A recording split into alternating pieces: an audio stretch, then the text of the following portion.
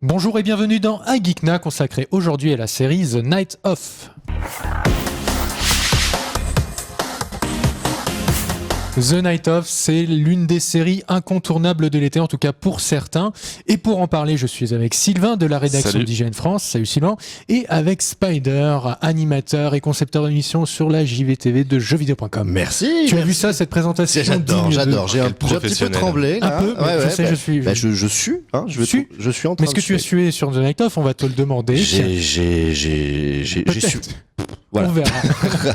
Mais avant, est-ce que l'un de vous, messieurs, peut nous expliquer de quoi ça parle cette série The Night Of qui a été diffusée sur HBO? Je propose que Spider nous le fasse parce qu'il a fait, mais alors, je ne sais combien de fiches en format A4. Derrière sa magnifique mug. Donc la mug, petit placement de produit pour Adventure Time, pour ceux qui ne connaissent pas Adventure Time.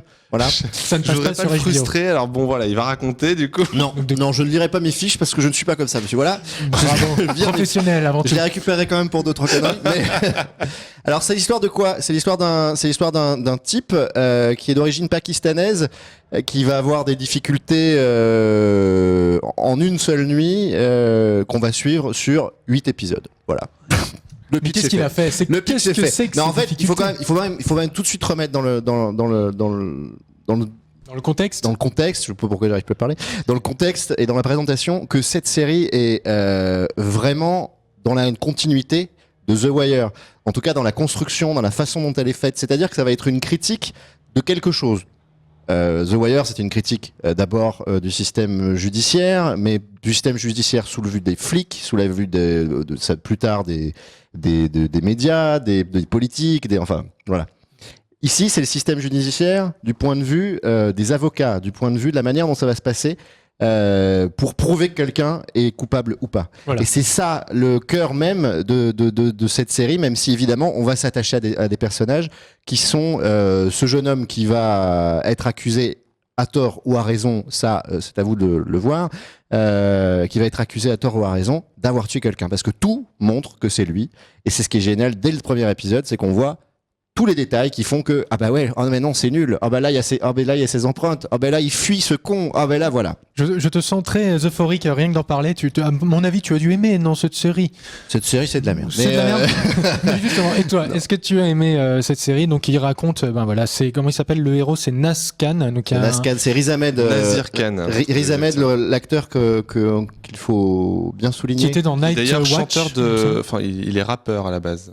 Ah oui? Petite anecdote. C'est vrai? Ça, je savais pas. Oui. Dommage, il n'aura Peut-être pas. verrez-vous son clip en fond de cette émission. Ça, je savais pas du tout, non. Donc, t'en as pensé quoi de globalement, en général, de cette série? Moi, j'ai trouvé que c'était une très bonne mini-série parce que ça a été conçu comme tel. J'ai eu du mal en fait après le premier épisode à reprendre parce que j'avais vu le premier épisode il y a quelques semaines en arrière, et après disons qu'il faut quand même lui donner sa chance, même si vous trouvez l'ambiance un peu lourd dans le premier épisode. Il faut vous dire que la suite prend un peu plus de rythme et plus dynamique, et notamment présente encore plus de personnages. Le premier épisode, ça sert vraiment uniquement à présenter le destin les débuts du destin du personnage principal, avec il a visiblement tué une jeune fille. Il rencontre son avocat seulement à la fin de l'épisode. Voilà, c'est des petits indices comme ça, et la suite est beaucoup plus intéressante, beaucoup plus dynamique. Donc franchement, c'est une bonne série, une bonne mini-série. Pas dénué de défauts pour autant, mais pour autant, vraiment, j'ai bien accroché. Si j'ai le droit de parler, je ne suis pas d'accord. Tu viens de dire n'importe quoi. Ce premier épisode est extrêmement bien rythmé. Il installe absolument tout. On a tous les personnages. Tous les personnages sont introduits de la façon qui permettra de les voir évoluer, parce que en un seul épisode, ils introduisent le début de chacun des personnages. Parce qu'il n'y a pas que le personnage principal. Il y a ses parents. Il y a l'avocat incarné par John Turturro. On reviendra sur ça après, qui devait être au départ Gandolfini, le mec des Sopranos. John Turturro le fait à merveille, mais ça c'est encore autre chose. On a le personnage du flic, on a le personnage de tous ceux qui gravitent autour, en fait. Voilà. Voilà, il y a aussi le compagnon de prison qui justement vient de The Wire. Qui vient de The Wire, ouais. J'ai oublié son nom malheureusement. Moi, je l'ai, dans The Wire. Michael Williams, Freddy Knight pour. Oui, mais dans The Wire, c'est dans The Wire, voilà. Je suis pas allé c'était ça que je cherchais. Voilà, c'était ça. Non, c'était fiche. Pour la prochaine. Et tu peux pas, t'as absolument tout, que ce soit le cadre, que ce soit la mise en scène, les lumières, l'écriture, t'as rien qui chie. C'est au cordeau pour le premier épisode, c'est un pilote extraordinaire et ça faisait longtemps qu'on n'avait pas eu un truc comme ça. J'avoue que le pilote, moi aussi j'étais super emballé. Tu me l'avais vendu, tu me l'avais survendu et du coup j'avais un peu peur. Le mec l'a survendu, oui, il dit après qu'il aime pas. Non, il m'avait survendu le show. Il m'avait survendu le show. J'ai pas dit que j'avais pas aimé le pilote. J'ai aimé, mais en fait tout ce qui fait l'atmosphère de la série arrive finalement qu'après le premier épisode, notamment tout le travail sur le son. Je veux dire une simple chaise qui grince, une veste en train d'être remise, quand on déglutit, etc. Enfin, tout ça, ça prend une ampleur incroyable parce qu'il y a un vrai boulot qui est fait de ce côté-là et ça prend part avec le scénario principal. En fait, on vit le scénario grâce à ces bruits-là et je trouve que ce qui est vraiment de plus réussi au-delà de l'ambiance, c'est justement ces sons, cette bande-son qui est excellente, quoi. Dans le premier épisode, il y a énormément, et c'est là où tu retrouves aussi un travail de The Wire, mais tu trouves le travail aussi de Zayan, Steven Zayan, qui a co-réalisé avec Richard Price. Quand tu regardes ces films ou quand tu regardes les boulots en tant que producteur, on retrouve ce souci du détail où dans une autre série ça aurait été juste des inserts classe. Chez lui, non mais c'est vrai. Pour un insert, je sais pas si on doit l'expliquer, mais un insert c'est juste normalement un plan de coupe en fait. C'est juste comme on passe de ce mec-là à cette fille-là et il y a des fleurs au milieu, on va faire un petit plan sur les fleurs et puis on va repasser à la fille. C'est pour dynamiser le truc. Eux, ils racontent des histoires avec ça. Quand il est dans la salle d'interrogatoire et que t'as un focus sur les traces de griffures sur la table, dans un son presque étouffé, on est déjà en train de te raconter l'endroit où il est, ce qu'il est en train de vivre, la manière dont il le vit. Ce qui s'est même peut-être passé avant. Ce qui s'est peut-être même passé avant, ouais. Et ils sont constamment là-dedans. Ils t'écrasent avec un monde qui en a un peu rien à foutre de toi, quoi. Et c'est un peu c'est pas le message derrière, pas du tout, parce qu'il y a des mecs comme John Torturo qui derrière de l'ironie donne de la générosité à mourir pendant tout le truc et tu l'aimes du début à la fin, malgré qu'ils en aient fait quelqu'un de dégueulasse physiquement. Littéralement, là, des fois, on peut pas le regarder. C'est compliqué. Sauf à l'épisode 5. Bon, on va justement rentrer un peu plus dans le sujet, justement voir peut-être aussi bien ses qualités que ses défauts. Donc attention peut-être aux spoilers, on risque de révéler quelques détails, soit sur l'intrigue, soit sur la mise en scène. Donc au cours de cette saison de 8 épisodes, de cette mini-série d'épisodes, qu'est-ce qui vous a le plus marqué? Qu'est-ce qui vous a vraiment dit, tiens, cette série est l'unique? Vraiment au cours. C'est-à-dire, il y a bien un moment, un déclic qui vous a dit, ah oui, ça, je vais pas le retrouver dans quelque part, dans un autre show. Alors, bon, sans pour autant dire que c'est une série unique en son genre, c'est ça. En fait, on parlait de l'ambiance, oui, ça, l'ambiance effectivement est extrêmement bien réalisée. Moi, ce que j'ai beaucoup apprécié, c'est notamment le fait que le changement de caractère du personnage principal. On se rend compte qu'en fait, parce que tu parlais, c'est du point de vue des avocats, mais aussi en fait du point de vue de l'accusé d'une manière générale. Il passe donc son séjour en prison et en fait, il change petit à petit de caractère, de façon de penser d'une manière générale, ce qui fait que on va clairement se poser des questions en se disant mais est-ce que ça se trouve il est vraiment coupable? On a envie de le croire parce que il a son petit air innocent au début de la série, mais au fur et à mesure des épisodes, il commence à se faire tatouer, il se fait raser les cheveux et donc il a une tête de coupable en fait. Donc, mais il faut pas oublier que Torturo qui joue l'avocat, qui joue le mec le plus pragmatique pendant toute la série, c'est lui en fait qui explique au spectateur, qui fait le sous-texte en permanence. Et à un moment il dit, là c'est le côté spoiler, regardez-le. Ça, c'est un jeune homme qui a survécu et qui est allé à Rikers, donc la prison, et qui a survécu. Et c'est ce qu'on fait pour survivre. Il est tout le temps en train de faire le sous-texte Torture. Et le truc, c'est qu'il le fait avec tout le monde. Il le fait avec les parents, il le fait avec les flics, il explique en permanence. C'est pareil pour la jeune avocate. On s'attache à elle parce qu'à un moment, il y a une... Non, on va pas. Enfin, moi, je veux pas vous spoiler. Ils le font s'ils veulent. Mais en gros, à un moment, il y a une autre avocate en plus de l'avocate de départ, et qui est une jeune avocate. Chandra. Qui se fait avoir par le truc d'essayer de croire en son innocence et donc il y a tous ces sentiments qui se mêlent. Elle devait pas avoir une affaire aussi grosse dès le départ. Et à un moment, elle l'embrasse. Ça, c'est un spoil. Voilà. Bravo. Ça n'a pas tenu très longtemps. Voilà. On va jouer un ni oui ni non maintenant. Et j'en suis très fier. Voilà. Mais moi, je voudrais quand même. Moi, j'ai envie de spoiler parce que peut-être que les personnes qui regardent cette vidéo ont déjà vu la série. Et auquel cas, moi, je voudrais parler de la fin. Toi, tu n'es pas d'accord avec mon ami, mais je suis resté un peu, justement sur ma fin. C'est beau. Ah oui, je sais, je suis poète. Mais voilà, est-ce que vous avez eu la même impression? Au contraire, vous pensez que la série était maîtrisée du début J'ai jusqu'à jamais la dernière répondu seconde? à la question d'avant, hein, mais moi je. Ah bon? Non, je n'ai pas terminé. Ah mais là... Vous n'avez pas spoilé, monsieur. J'ai pas terminé. Eh bien, vas-y, termine donc. Je savais pas que sur celle-là, j'avais pas le droit de spoiler. C'était sur celle d'après. Non, mais tu peux spoiler. Moi, je suis perdu tout de suite. Alors, donc je sais plus du coup. Je t'ai juste coupé gratuitement. Bon, la fin. Là, qu'est-ce que t'en as pensé, Spider? Il n'a pas l'habitude d'être sur une émission aussi professionnelle que celle de IGN, donc forcément, ça le. Mais je me suis perdu. J'ai pas de canard ou de truc qui fait poète.